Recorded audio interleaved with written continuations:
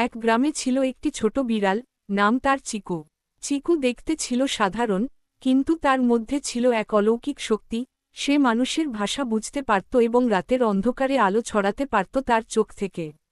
একদিন গ্রামে এক অদ্ভুত ঘটনা ঘটল। গ্রামের কুয়োর পানি হঠাৎ করে শুকিয়ে গেল। মানুষ ভয় পেয়ে গেল, কে যেন এই কুয়ো থেকে পানি চুরি করছে রাতে। তখন সবাই চিন্তায় পড়ে গেল, কিভাবে এটা সম্ভব। চিকু চুপচাপ সব দেখছিল। সে রাতের বেলা গিয়ে কুয়োর পাশে বসে থাকল। হঠাৎ সে দেখল, কুয়োর নিচ থেকে উঠে আসছে এক জলদৈত্য। জলদৈত্য পানি চুরি করে নিয়ে যাচ্ছে পাহাড়ের দিকে। চিকু তার অলৌকিক শক্তি ব্যবহার করে চোখ থেকে আলো ছড়াল, আর সেই আলোতে জলদৈত্যের আসল রূপ প্রকাশ পেল। সে ছিল এক অভিশপ্ত দানব, যাকে পানি ছাড়া বাঁচা যায় না। চিকু বলল, তুমি যদি সত্যিই মুক্তি চাও, তবে মানুষের ক্ষতি করো না, বরং পাহাড়ের ঝর্ণার পানি নিজের জন্য রাখো। জলদৈত্য রাজি হল।